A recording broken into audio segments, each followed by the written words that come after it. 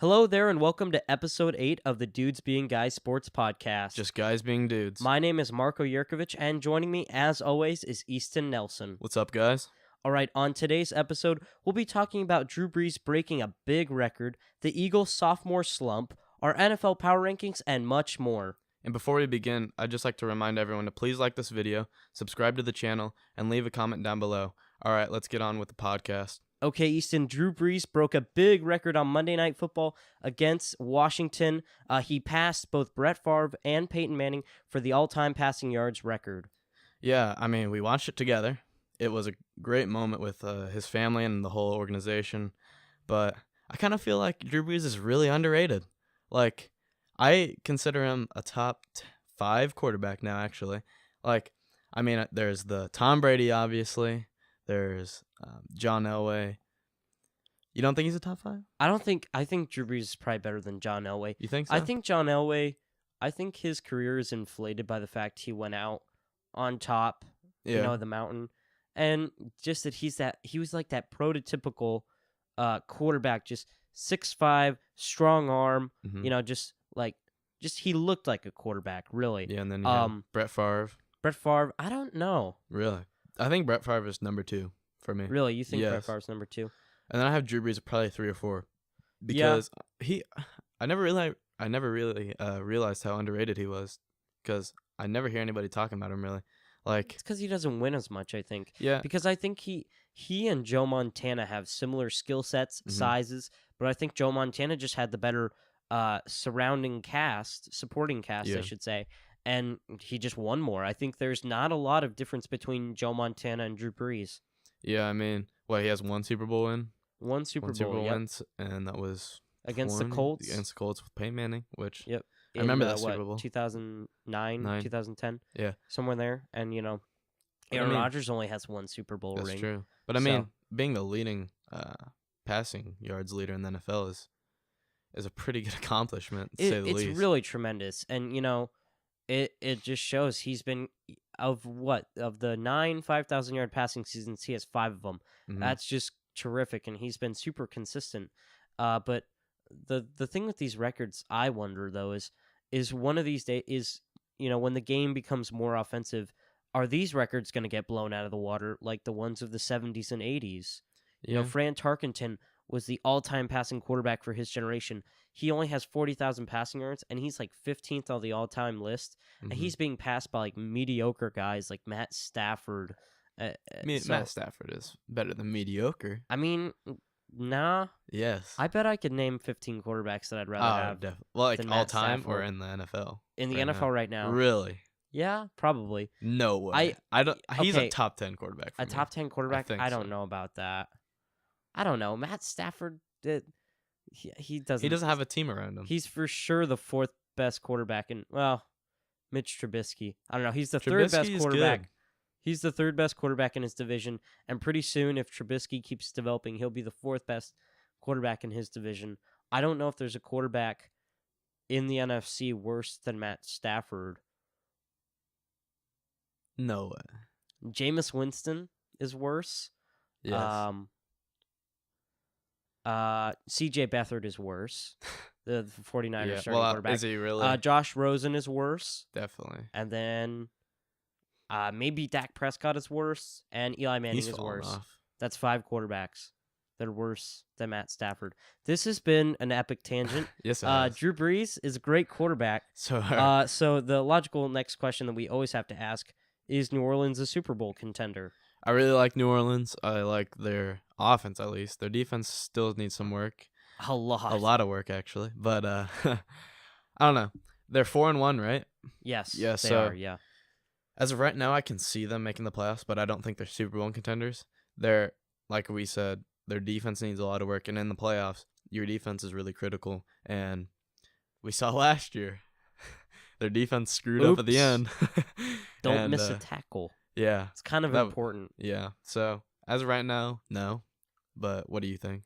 I definitely think they're a playoff team. They're for sure in the driver's seat, not only to take control of the NFC South, but to win it. They'll probably have a bye because You don't think the Panthers? No, I see them getting a bye. I think Behind the Rams, they'll be the second place team in the NFC because I think the NFC North, while having a lot more talented teams than New Orleans, they'll beat up on each other. I think the Bears and the Packers and the Vikings, playoffs. I think will all, go 1-1 against each other and drag each other down. But I think there's a potential if the Panthers fall off that both the wild cards come from the North in the form of the Packers, Bears, or Vikings. Yeah, I could definitely see that. So, but yeah, I see New Orleans as a decent Super Bowl contender, maybe the second or third team in the NFC, but it's really hard to contend when you got the Rams in your way because they're the clear favorite. Definitely. All right, so moving on to the NFC East, Eagles running back Jay Ajayi tore his ACL. So who can the Eagles trade to replace him? I mean, they've reached out to almost every top-tier running back, it seems like. They looked for LaShawn McCoy, Le'Veon Bell. There was one more in there. I can't remember who it was. I don't know, but there was another running back from another team that was... Oh, David Johnson. But I don't think any of those teams... Oh, Jordan Howard, too, was one. Yeah. I definitely don't think Jordan... That's not going to happen, no. But Le'Veon Bell, maybe, because there's been all that drama. But I don't see any of these teams giving up their top-tier running back for... just for, I don't know what they'd even give him with what the Eagles have right now. I mean, Nick Foles. But what do you think? What would you... You know what I think is ridiculous? These teams hold these draft picks so preciously. They won't... A lot of teams are willing to part with these really good backs for a second or third rounder. And if you're not willing to part with a second and third rounder for Le'Veon Bell, then what are you doing, honestly? Yeah. Running a football team. Because the second and third rounder, cumulatively, and any other draft picks you throw at them, whether you do alternating years or whatever, is not going to accumulate to Le'Veon Bell. Yeah. Even if he's a one-year rental, you're still getting a tremendous player. Oh, and guess what? You're a Super Bowl contending team right now, or at least you should be if you're playing good. Imagine if you had Le'Veon Bell. You're going to be really good, so you could probably retain him. So this is just a ludicrous thought process that these teams are not willing to sacrifice adequate draft picks or players for great players. I mean, what do they think? These players are just going to fall out of the sky? I mean, like this is the Green Bay conundrum. This is why Aaron Rodgers and Green Bay, there's a rift growing there because there are a lot of teams that are playing way too conservatively in the trade market and are not willing to make moves. Bill Belichick, the reason why he's so great, he's made 31 different trades or acquisitions at the wide receiver position alone. The man is willing to take risks, and some of these teams are just egregiously conservative in their approach to their personnel. Yeah, I mean, it's not like the NBA, like the NBA I understand because there's only, 3 or 4 picks a team gets in the draft. But in the NFL, they have 7 or more, and it's like the talent, like you said, the talent level is definitely not going to accumulate to what Le'Veon Bell or whoever they're training for, the top tier running backs. It's just dumb. Like you said, it just doesn't make any sense to me. You handled that a lot more calmly than I did, yeah, but I think we both had the same sentiment. What are these teams saving these draft picks for? You might even use the draft pick on a running back. You may as well make sure you get a Pro Bowl caliber player. Yeah.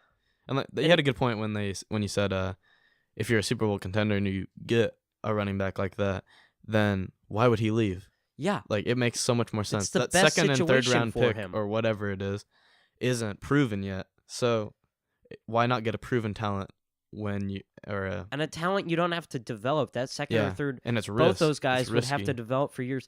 Le'Veon Bell has and is playing at a Pro Bowl level. He has for the past 4 or 5 seasons, and he will continue for 4 or 5 more. Mm-hmm. So why not get him now, sign him to a long-term deal, and continue to be a contender with Carson Wentz, with Le'Veon Bell, with Alshon Jeffrey, with that tremendous offensive line, with Zach Ertz at tight end. What are they doing? Yeah, it's ridiculous. Yeah, I agree. But let's move on to our Week 6 picks for the NFL Power Rankings. So who do you have? Okay, at number 5, talking about a team that is aggressive in their personnel. The Bears, who went after Khalil Mack. He has a strip sack in every single game. and 2 tackles for loss in every single game. He's a game changer. That offense is running about 60% college offense, 40% pro, and it's really throwing off these more power-oriented defenses. And outside of a last-second loss to Green Bay, this team is 4-1. Yeah. They are dangerously good. I mean, this is a playoff threat. I'm not saying Super Bowl because of the Rams and the Saints and the Vikings, but this is a team that could potentially make it as far as the NFC Championship game in my eyes. Mm-hmm. I agree with you at number 5 out of the Bears as well. I love their defense. It's definitely top 5 in the NFL. But their offense, although it looks good on paper, the wide receivers really haven't done that well this year. Like Allen Robinson, he hasn't had as good of a year as I thought he would be. But Mitchell Trubisky has taken a huge leap from last year and looks like he's going to be a top-tier quarterback in the next coming years. Okay, so at number 4, I have the New Orleans Saints. We talked about it earlier. They're a really good team. Outside of Drew Brees, they have the Pro Bowl tandem at running back in Mark Ingram II and Alvin Kamara. Are just deadly. They're like lightning and thunder personified. You have the deep threat in Michael Thomas. A decent offensive line that gives Drew Brees plenty of time. We talked about the defense has holes, but they scored 43 points against Washington, and probably could have scored 50 or more if it would have been a close game and they needed to score more. I don't see anyone keeping up with this offense anytime soon. The Redskins are solid. Have a solid defense too. Yeah, so scoring 43 points against them is really good. I agree with you. Saints number 4. We don't really have to talk about that much more because we've discussed that like half of this podcast so far. So I'll go on to number 3. I have the Cincinnati Bengals. Yes. 4-1, baby. Let's go. But have you watched this team play, Marco? They're pretty good. I gotta give it to them. Yes. They're pretty good. I know it's a little high, and this might be a little biased, but but I mean their offense is, even though they lost Tyler Eifert the other week, their offense is again, yes, sadly ruined my fantasy team name, but their offense is really good. I mean, their defense needs a lot of work because they can't tackle, and it literally makes me want to cut my head off when I watch them. But I don't know. I think they're definitely going to make the playoffs this year. I'm confident in that. But they have a tough schedule coming up. They play the Chiefs. They play the Browns twice. They play the Browns twice. That's they play the Steelers this week. And I can't wait for that game because Juju Smith is going to get or Vontaze is going to get revenge on Juju Smith, so he better watch out. Yeah, that'll be fun to watch. There might be a couple injuries. He's a criminal. On purpose. He's a threat to the NFL. I love him. And what they stand for. Gotta At love number him. 3, I have the model organization of consistency. Nope. And at number 3, I have the New England Patriots. I have a very interesting stat for you. One of the most controversial things in this season is the new roughing the passer penalty. People are mad because they are having to become smarter, not stronger. They're having to adapt and change, and the Patriots have done that well. They're the only team in the league with 0 roughing the passer penalties so far this season. Now, you may say that's maybe because their pass rush isn't that great, but they still have once again found a way to adapt and change and be ahead of the curve on something. And of course, Tom Brady, Bill Belichick, the whole 9 yards. Patriots at 3. I'm just not a believer in the Patriots anymore. I think that Tom Brady's last Super Bowl was his. What was it? Not last year, but the year before, right? I mean, potentially, but I don't think he's getting another one. As much as you would like to see it, and all the Patriots fans would like to see it, I don't see it happening anymore. Well, the only reason that could not happen is my number 2 team in the power rankings, which is the Kansas City Chiefs. Wow, is this offense just unstoppable? You have the outside big receiver in Sammy Watkins. You have the speedy deep threat and a guy you can give on reverses in Tyreek Hill. The big target in the middle of the field in Travis Kelce, the second best tight end in the league. A power runner in Kareem Hunt, who's been averaging about 80 yards a game. And a defense that is playing bend but don't break, and they've made clutch plays in a couple of games to win it for them. They caused a lot of turnovers against Jacksonville, and they played clutch against Denver. So don't count this defense out. Even though they're the last in total yards, I think if they do enough, this offense is just so prolific. Yeah, I have to agree. At number 2, I have the Kansas City Chiefs as well. Their offense has got to be the best. I mean, it seems like Mahomes literally can just chuck it up to anybody, and somebody's going to come down with it. Tyreek Hill is just just blazing past everybody. He's going to catch. He's going to get a touchdown. Sammy Watkins, we all thought he kind of he didn't live up to his potential, but this year he's showing what he can do. He's a big body target. He's going to come down with a lot of catches. And then I think I have to agree with the Travis Kelce rank. He's the second best in the NFL, and he helps me out in fantasy a lot. So yeah, gotta appreciate all right. that. So we have the we have pretty one, same same power rankings, and it's been the same for the past few weeks. Number 1, we have the Rams. Yep. I'll let you summarize it for the both of us. Well, I mean, can we call this a super team? Like, yeah, I think you're right. There's 8 Pro Bowlers on this team. I mean, especially their defense. My God. Yeah. They are elite. Like, Truly I don't want to elite. say. Everything they're up there with that outside of Bears linebacker, defense. I think they're probably top 85 5 in Bears? the league unit-wise. 85 Bears defense. Top of the list. Really close. Yeah. Really close. I mean, this is something really special, and I can't wait for when the Chiefs play the Rams here in a couple weeks. A few weeks, yeah. Yeah, and they actually had that slotted as like a regular Sunday night or a Sunday afternoon game, but I think they swapped it for primetime Sunday Night Football. That's what happened. I think with it Chiefs was and Bengals 49ers and somebody they swapped with. That way they could put that one in primetime. 49ers, obviously, not what we all thought he'd be, especially without Jimmy G. So with that, let's move on to flying high or dying down. It's your biggest surprise of the season and your biggest letdown of the season. Easton, start with your biggest surprise. Well, I think we might have the same one in here. I think we have the Chiefs. I don't know if you have that, but I really didn't think the Chiefs were going to be that good this year, honestly. I thought their defense was going to be horrible. And although it hasn't been the best, they've survived, like you said, bend or break. But their offense, like I said, one of the best in the NFL. Their defense is staying with them. And, yeah, they surprised me a lot this year. What do you have? I have the Chicago Bears. I mean, even with the Khalil Mack trade, I think a lot of people thought, what are they going to be? You know, they might have a decent defense, but Mitchell Trubisky was atrocious in his first season as the Bears quarterback. Let's not sugarcoat it. He was awful. Yeah, he was. And the steps he's made on top of, Jordan Howard is a tremendous running back. They got him weapons, Allen Hurns, Allen Robinson, Trey Burton, the tight end, has stepped up. The offensive line has done solid. But that defense, Prince Amukamara, Khalil Mack, they have really stepped up.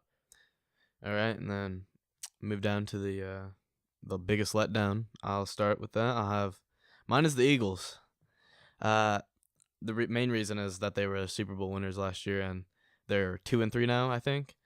And Carson Wentz or Nick Foles to start off this season did not look like what he did in the Super Bowl, and Carson Wentz hasn't lived up to what I thought he would become after his ACL tear. Which, to be fair, not a lot of players are the same coming back from the ACL tear, but Jay Ajayi getting hurt doesn't help him either, and their defense still doesn't look as good as it did last year. So, who do you have? Yeah, well, they're 2-3, but we're actually recording this on Thursday night. They're playing, and they're blowing out winning, the Giants, so they'll be 3-3. A team that I struggle to give this to them because they're injury riddled, but I still think they can be better than what they are. I have the Falcons. They're 1-4 right now. They've had close games though. They've had close games, but they're 1-4 is 1-4. They're out of the playoffs. It's as simple as that. They're not going to finish the season 11-0. They have a good offense. Calvin Ridley is. Watch out. I know Rookie of the Year is probably going to go to a quarterback, one of these 4 amazing quarterbacks, probably either Darnold or Baker. We'll talk about that here in a couple weeks. But man, is he playing awesome. So it's strange to see. I mean, opening night, they looked like they were hanging with the Eagles, and I picked them to win the NFC South. So NFC South's a strong division. Yeah. I mean, actually, no, I didn't. I think I picked the Saints. I forget. Let me know in the comments down below. I had a predicting the winner of every division, go back and I can't remember. I'm pretty sure I picked the Saints. I don't think I picked the Falcons. Maybe. I don't remember. All right. So let's move on. Next thing up on the agenda. Oh, some college football. Wow. So it's been a while. Yeah, it is. So a lot of things have happened, but we're not going to address any of those. So let's just go straight into the playoff picture. Who do you have at number 1? At number 1, I have Alabama. I mean, can we just shoo them in every week? Alabama. That's all I got to say. Let's just fly through these. Crimson Tide, Tua Tagovailoa, Nick Saban. Who do you have at 2? Clemson. Do you not agree with that? No, not even close. Okay. Well, they have one of the... Huh? Explain. I'm going to. Oh, wow. Okay. Well, they have one of the best defenses in college football. And I thought we were going to go in the other order, so I can't say this. But, like I said, best defense or one of the best defenses in college football. And their offense is pretty explosive. They... why can't I think of the name? The quarterback that just transferred? Kelly Bryant? Kelly Bryant. He's looking at going to North Carolina, I saw. North Carolina. I could actually see that. I could see that, but, I guess. I don't know. I like Clemson a lot. I think they have enough. I looked at their schedule. It doesn't look too hard for the rest of the year, but I think they can get in the playoffs. So at number 2, I have Ohio State, a team that has probably one of the best wins on the season so far, going to Happy Valley in a whiteout night game, beating Penn State, a team that's still in the playoff race, to be frank with you. And then also a neutral site win against TCU, which isn't looking as good, but as TCU continues to win Big 12 games later in the season, that win will continue to hold ground, and they have plenty of tests ahead of them. Though, didn't they? TCU? Yeah, but hey, Texas is a really good team. Texas is back. Texas is back, I'm telling you. Who do you have at 3? I have Georgia at number 3. They also have a great defense, just like Clemson, but... I look like Clemson. I looked at their schedule. Their next 4 games are against top 25 teams, so that's gonna be 4 tough weeks that could test them a lot, especially getting later into that string. But yeah, I have Georgia number 3. Yeah, I have. I was really struggling. I'll just say this: I have Notre Dame at 3 and Georgia at 4, and I went back and forth. And really, my tiebreaker was. Notre Dame has played the tougher schedule to this point. They played Michigan close and beat them, destroyed Virginia Tech. So overall, they just have the better wins so far. Not to say Georgia may not be the better team, but so far Georgia hasn't had the chance to prove themselves as much. So that's why I have Notre Dame at 3, Georgia at 4. Who do you have at 4? 4, I have Ohio State. When Urban Meyer got suspended, everybody thought they weren't going to be as good, but they showed that they can still be a dominant force. And with Urban Meyer back a couple weeks ago, they're just going to be dominant. Their offense is great. Their defense is great. Kind of like an Alabama team where it seems like every year they can make the playoffs. So that's who I have at number 4. Then who are your 2 outside looking in? Just outside. So at 5, I have Clemson, who I struggled to put them down this far, but really looking back, they struggled against Texas A&M, only beat them by 2. Alabama beat them by 22. So that just shows the separation there. And honestly, Clemson really struggled to put away Syracuse. That's and true. Without Kelly Bryant now, they're having to rely on Trevor Lawrence. And you can say, well, Trevor Lawrence was the 5-star guy, but they had to replace him in the Texas A&M game. Kelly Bryant used his veteran prowess, stepped in, and won that game for them at Kyle Field. So I don't know if this is the same Clemson team we'll be getting for weeks to come. I know they blew out Wake Forest, but it's Wake Forest. So at 6, I have West Virginia. I really struggled not putting Penn State on here, but West Virginia is undefeated, and I have to respect that. They're 5-0, and Penn State with that one loss, even though it's to Ohio State, I just out of the pure fact that they're undefeated and a Power 5 team, West Virginia at 6. So at number 5, I have Notre Dame. They really surprised me this year, to be honest. I did not think they were going to be this good. I mean, they've looked really explosive on both sides of the ball. They've started off 6-0, which I definitely didn't think was going to happen. Who did they play? That Michigan? Yeah, Michigan. Michigan. I thought they were going to lose that. I think I picked Michigan that game, but we both did. Yeah, I think so. Yeah, did we all get that wrong? I think. Yeah. Maybe but the quarterback change has drastically improved the team. Going from Brandon Wimbush to Ian Book has just transformed this team. It's really saved their season. And at number 6, I think I'm still holding on to hope for this team. I have Washington. I feel like they should just be doing better than they are. I don't know what it is.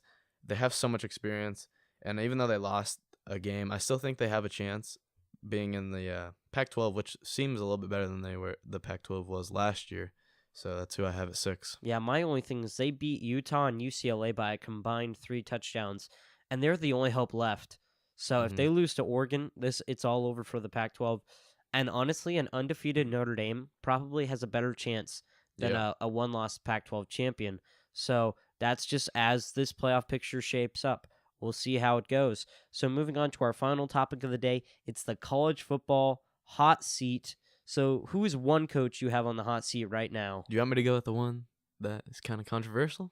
Go for it. I'm Jim Harbaugh. Oh, this is actually really interesting. Yeah, I mean, the past couple of years. I mean, this year they're doing pretty good, I'd say. I mean, they blew out Nebraska, sadly. But to me, kind of like Washington, they don't seem like they're playing as well as I want them to be. And Jim Harbaugh last year, they definitely struggled. Their defense is still pretty good. I like Patterson at quarterback, but I don't know. Just to me, Jim Harbaugh just isn't the coach for them. What do you think about that? Well, we talked about this a couple weeks ago. He has an inability to win big games. He already lost a big game against Notre Dame, and he has a chance to redeem himself. He still has to play, along with Wisconsin this week.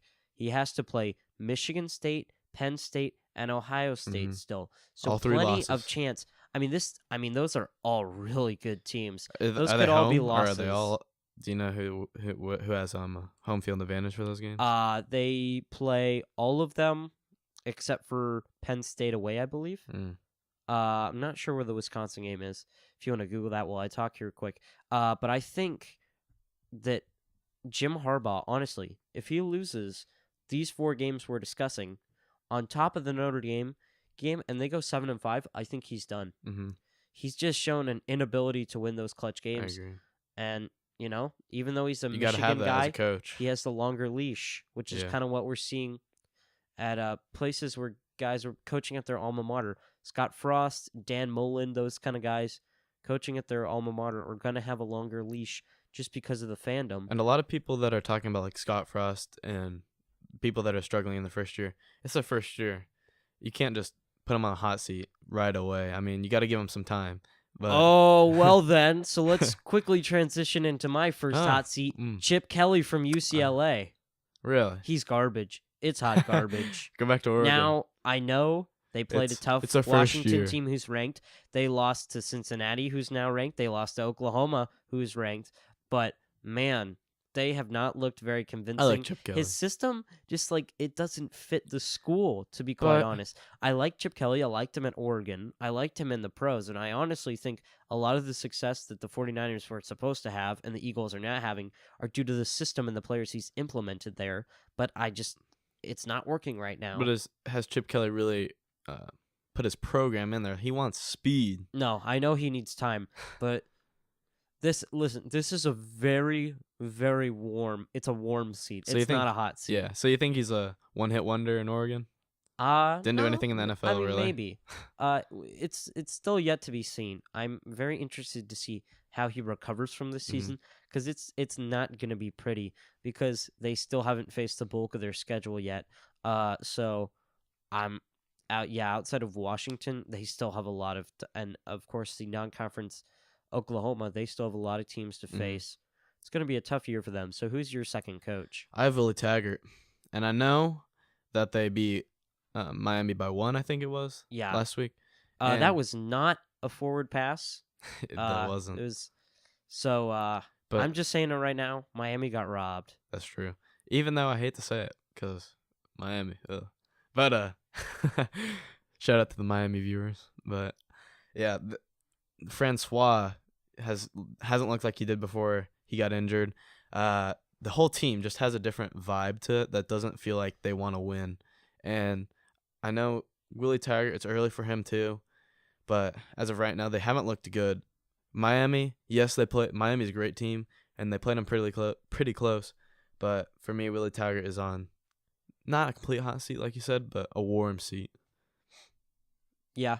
So this one, it's a bit reactionary, and I'm not totally sure how this will play out, but I have Gus Malzahn at Auburn. They already have 2 losses. Now, I know they finished last year with 2 losses heading into the bowl season, ultimately lost to UCF, but this year the losses and how they happened, they seem different. So they lost to LSU, who's now proving to not be as good a team as we thought. Yeah. Lost to Mississippi State in Starkville, but they still have to play Texas A&M. They still have to play Alabama. So this could end up not looking great for Auburn. Still yet to be seen. I don't know if they can salvage this season, but they for sure with Alabama will have 3 losses, and potentially with the cross. Oh, they for sure will have 4 losses. Actually, Really? Forgot about their cross divisional game against Georgia. So they have 2 losses and still haven't played Georgia or Alabama. You never know. You can win on any given Saturday. I don't know. Last year they beat them, but it's just Alabama and Georgia seem so much better. Alabama and Auburn. Remember a couple years ago that missed field goal? Happiest day of my life. Never know that can happen again. Ugh, Never count them out. On that note, I don't know. So episode 8, it was a good one. It's a short one, but we got to move on to another video. You'll probably see a couple days after this. Yeah, not a podcast, but it's a preview of something. So I'm Marko Yurkovich alongside Easton Nelson. Thank you, and see you next time. Peace out, guys.